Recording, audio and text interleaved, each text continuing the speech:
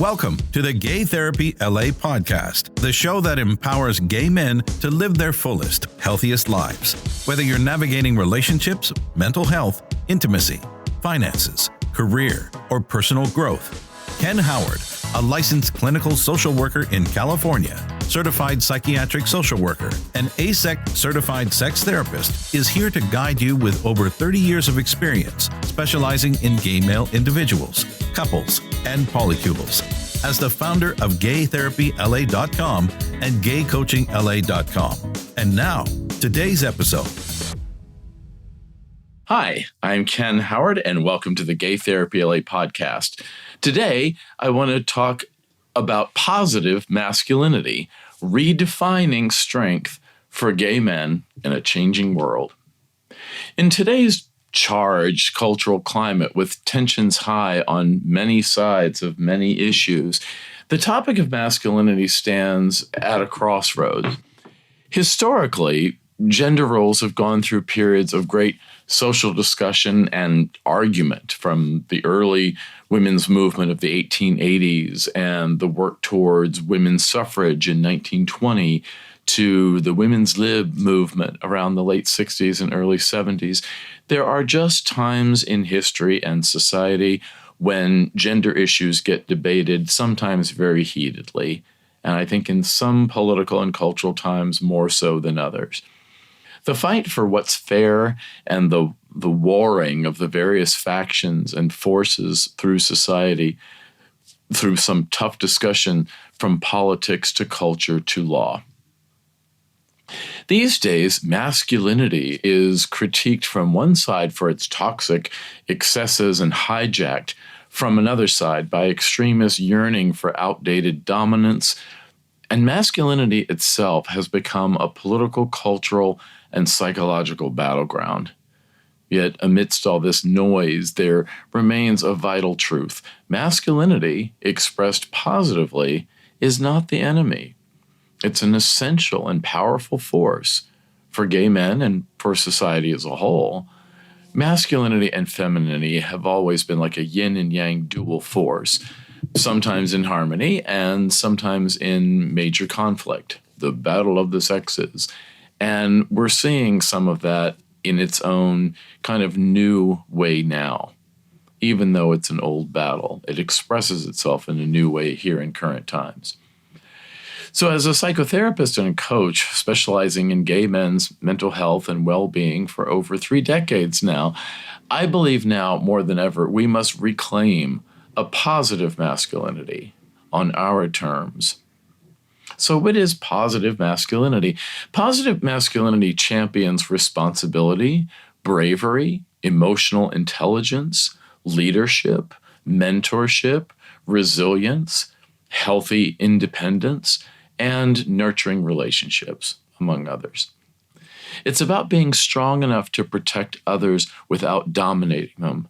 It's about leading by example, not by force.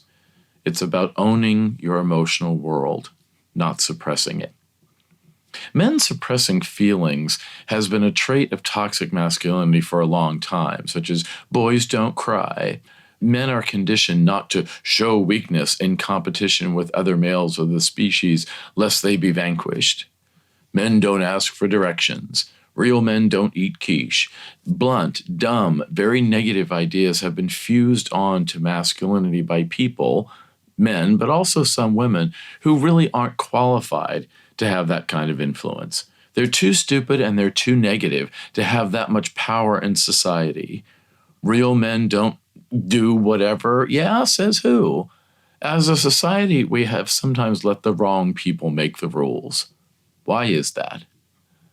Part of our current Trump anti-intellectual, hateful, bigoted, going backwards trend in terms of social progress and human rights has had a theme around it of letting the wrong people, the uneducated, the hateful, the bigoted, the selfish, the shrill, the stubborn, the obstinate, the self-serving, the virtue signaling, the entitled, etc., in some ways on both the political right and the left, make the rules.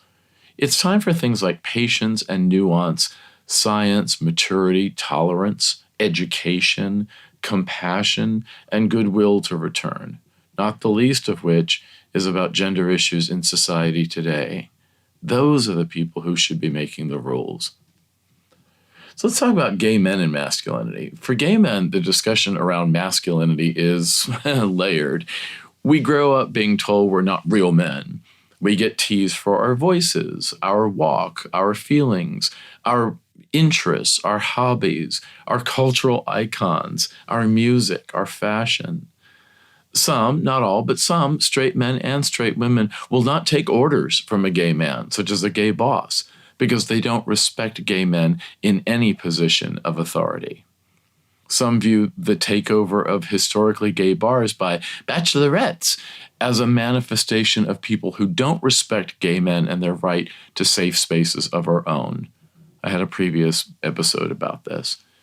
But that's not like the trans-exclusionary radical feminists, the TERFs, who don't want trans women in their women's safe spaces because they fail to understand that trans women are women. They live full-time as women. They express full-time as women. And conversely, trans men are always welcome in men's safe spaces. The idea that all men are perpetrators and all women are victims is both a misandrist notion, lumping all men together as criminals, or just, men are criminals waiting to happen, and a misogynist notion that all women are weak and inevitably victimized. Part of both misandry and misogyny are based in how people are defining masculinity in toxic ways. Some gay men can overcorrect in the response to the idea that gay men aren't real men.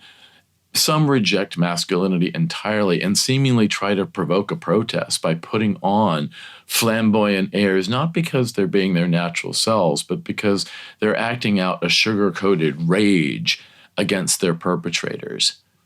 Figures like Jonathan Van Ness and Sam Smith or Billy Porter come to mind, the extremes.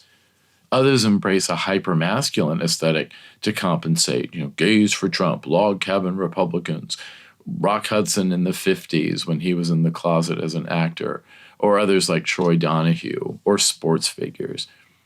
Some say gay men who are huge bodybuilders or put on the masculine redneck persona with guns and the big trucks and the chewing tobacco or whatever are overcompensating. But we also have to allow for maybe these guys are just that way, not to make a statement, but just to be themselves. People are allowed to just be, or they can express themselves in making a statement. But it's interesting how many of those making a statement are doing so based on pressure around gender expression, to conform on the one hand or to defy on the other. But what if we reclaimed masculinity not from a place of shame or overcompensation, but from a place of pride and authenticity? Gay men can model a new kind of masculinity. We have that opportunity that blends strength with empathy, style with substance, and confidence with inclusivity. We can lead by example in showing how masculinity and queerness are not opposites, but coexisting expressions of identity. We can form communities of brotherhood, not hierarchy, mentorship, not mockery. For gay men, positive masculinity can look like celebrating athleticism, building community, leading in activism, embodying both physical and emotional strength, and forging lasting partnerships built on mutual respect and pleasure. It can also be seen in the leather kink and uniform subcultures, spaces where masculinity is explored and celebrated and exalted and honored with authenticity and creativity, not shame. Positive masculinity can even be the strength of expressing however we want, including our feminine side, because we have that strong sense of self to say, I am what I am, and what I am needs no excuses. That kind of masculine statement was in the Broadway musical La Cage aux Folles, written by a gay man, and sung by a drag queen. Now that takes balls. Let's talk about toxic masculinity, the necessary critique and the dangerous backlash. The critique of toxic masculinity has served a purpose, calling out aggression, emotional repression, misogyny, homophobia, and violence. Yet somewhere along the way, an important distinction was lost. Criticizing the abuses of masculinity should not mean demonizing masculinity itself, throwing out the baby with the bathwater, in broad statements with no nuance or no critical thinking. Unfortunately, many young men today, feeling economically disempowered, socially isolated, and politically vilified, hear only the condemnation. They are told they are a problem simply for existing as men, especially if they are white, straight, and cisgender. In their frustration, many turn to the manosphere, this digital ecosystem of right-wing influencers like Andrew Tate or Jordan Peterson or the Proud Boys or the Promise Keepers or the Young Republicans and all the others, who peddle a toxic version of masculinity rooted in bravado, domination, greed, intolerance, misogyny, homophobia, and racism. It's no coincidence that figures like Donald Trump appeal so strongly to these men. Trump's brand of faux masculinity, aggressive, bullying, ignorant of vulnerability, becomes a simplistic refuge for those bewildered by the complexities of modern life. But let's be clear, real masculinity isn't about suppressing others, it's about uplifting them. This is probably where we are evolving politically after the current orgy of hate and bigotry reaches its orgasm, whatever atrocity that's going to be, and there's a collective post-nut clarity as political leaders who get it about a pluralized, collective, cooperative, mutually beneficial society among all kinds of diverse citizens will emerge and prevail, hopefully as soon as the U.S. 2026 midterm elections and certainly by 2028's presidential candidates. Let's talk about how the political left risks losing men. While the political left has been essential in advocating for gender equity and LGBTQ plus rights and dismantling harmful stereotypes, the left sometimes overreaches. We can't ignore this. I've seen this with some of my clients who have been oppressed in very unjust ways, like losing their jobs, especially just for being white males, albeit gay white males, and sometimes even with an additional minority status, like being Muslim or Jewish or HIV positive or wealthy or an immigrant. Overzealous cancel culture on the left breeds punitive discourse around stating your pronouns, not as an option to show progressive thinking and respect for gender diversity, but as an oppressive demand to comply with, lest someone be labeled bigoted unjustly.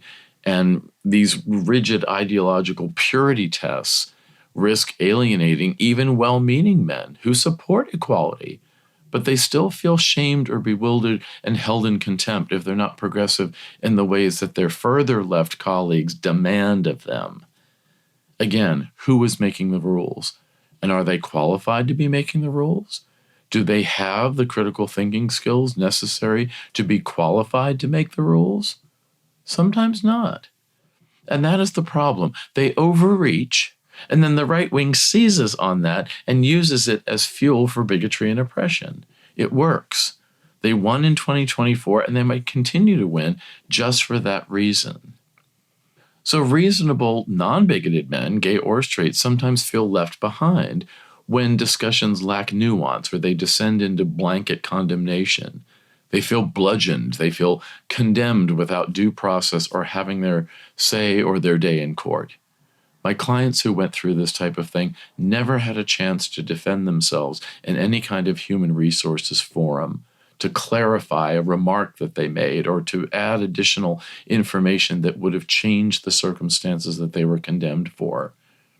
Young men who feel helpless against the pressures they're under are left with nowhere to go but to check out, or worse, to be pulled into these extremist spaces that offer simplistic and poisonous, but still clarity and a sense of validation and a sense of belonging to this toxic fraternity of neo-dominance as a backlash against all things progressive. So we must be sophisticated enough to affirm the dignity of trans and non-binary people without suggesting that masculinity itself, especially positive masculinity, is obsolete or shameful. We must promote evolution, not annihilation. Let's talk about gay men reclaiming masculinity and reclaiming power. We can move beyond overreacting. We can define masculinity for ourselves as men who lead with heart and intelligence and creativity and strength. The gay men's leather and kink communities have long celebrated masculinity in ways that are consensual, affirming, artistic, creative, adventuresome, erotic, resilient, communal, and rewarding. They teach that masculinity is not about domination without consent. It's about authenticity and erotic agency and sexual self-empowerment and pride in the 6 principles of sexual health, popularized by Michael Vigorito and Doug Braun-Harvey in one of their books. And I took that and made it more as applied to gay men more specifically in a previous episode. The 6 principles of sexual health, not based in religion, but based in a secular, affirmative, rational society. In therapy and in coaching here at Gay Therapy LA and Gay Coaching LA, I work with my clients to explore their authentic expressions of masculinity.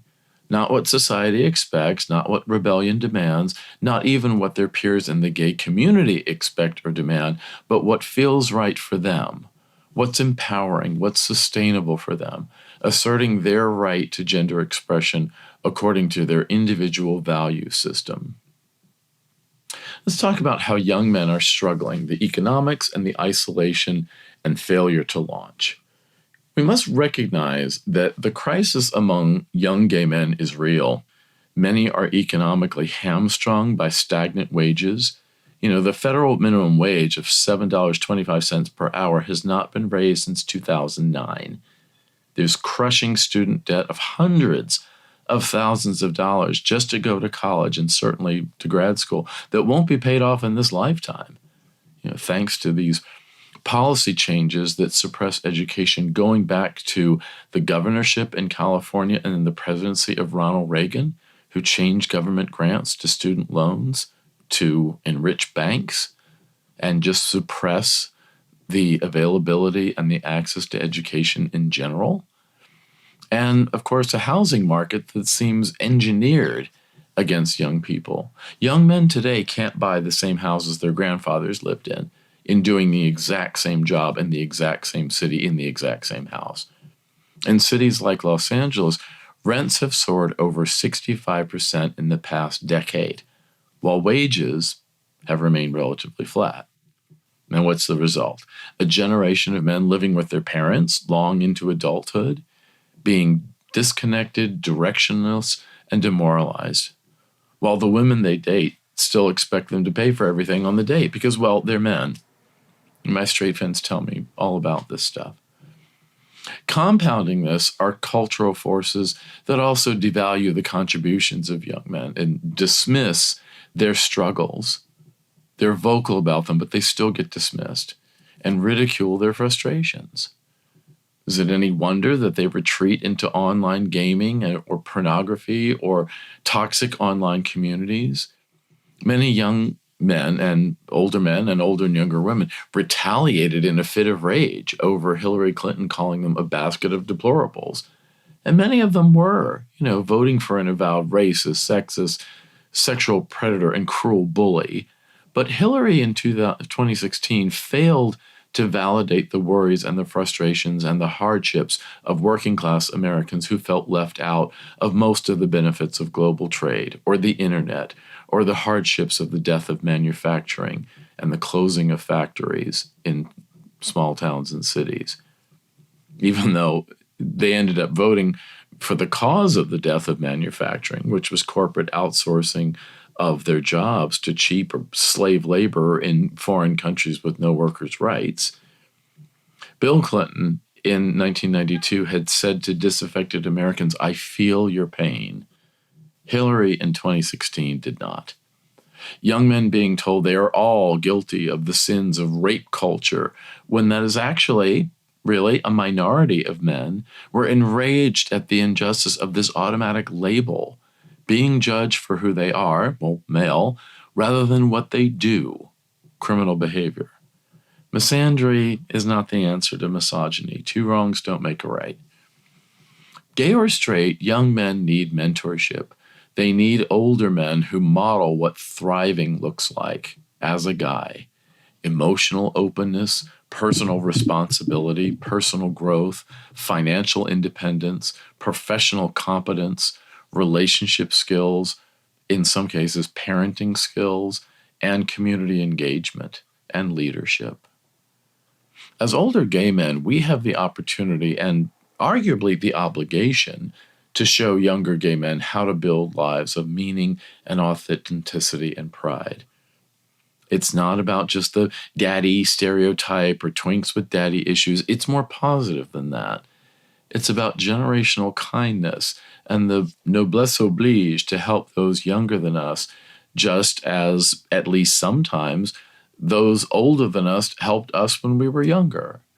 There is an entire generation of gay men who are missing in the demographics due to all the AIDS deaths in the 80s and 90s, but there still remains a large cohort of older, however we define that, over 35, I don't know, over 60, whatever, of older gay men that is there to support younger gay men evolving robustly if they just ask. Real men fight for rights and justice and community. Positive masculinity also means rejecting the false idol of authoritarianism and the cults of anti-hero worship who aren't afraid to tell it like it is. Real men stand for the rule of law and minority rights and consent and inclusion and social responsibility. Real men don't follow bullies like Trump or other popular contemporary authoritarian figures like Bukele in El Salvador, or Orban, or Netanyahu, or Erdogan, or Jong-il, or Putin all over the world, masquerading as strong leaders. Real men lead by lifting others, not tearing others down. People like Pete Buttigieg, Eric Swalwell, Adam Kinzinger, Josh Shapiro, Andy Bashir, Jared Polis, all of them in progressive politics. Or activist actor role models like Brad Pitt, or George Clooney, or Leonardo DiCaprio, or Keanu Reeves. All of these guys philanthropists and yet examples of what idealized positive masculinity really looks like. When we embrace positive masculinity, we affirm that strength is not cruelty. Strength is not sadistic vanquishing. Strength is not bullying through the rule of law. Strength is not the zero sum, where in order for me to have anything, you must have nothing. It's not enough that I have enough to eat, I must also delight in watching you starve. Leadership is not domination. Power is not abuse. Let's talk about building a new masculinity together. Masculinity doesn't have to be a casualty of cultural evolution. It can be its champion. It's time to stop shaming men for being men and instead invite them, gay, straight, bi, trans, whatever, to build a better, more inclusive, emotionally intelligent version of masculinity. So, if you're ready to explore what positive masculinity for gay men looks like for you as an individual or in the context of a couple or a polycule, let's talk. We can discuss how you identify and get rid of the gender pressures you're currently experiencing in your life and learn to embrace new ones that make you feel more empowered. You can decide how you want to contribute to the values that hold meaning for you. However old you are now, you're still evolving into who you want to be. And both therapy and coaching help in the evolution process of being your best personal and professional self, all in a social and cultural and even political context. They just go about it in different ways, and there's different rules that apply about how a person does that and how that kind of services are delivered. Therapy and coaching aren't just about healing wounds. They're about designing your best and most authentic and most empowered life that you can assert for a better future on your terms. You're not alone in that journey, and you don't have to do it without a guide. Call or text 310-339-5778. I'll repeat 310-339-5778. Or email me, ken@gaytherapyla.com if you're in California, or ken@gaycoachingla.com if you're in California or anywhere else, rather, for more information or for a free 15-minute consultation, or to just schedule your first session, Monday through Friday, Pacific time zone, on Zoom. Thanks, and I'll see you next time.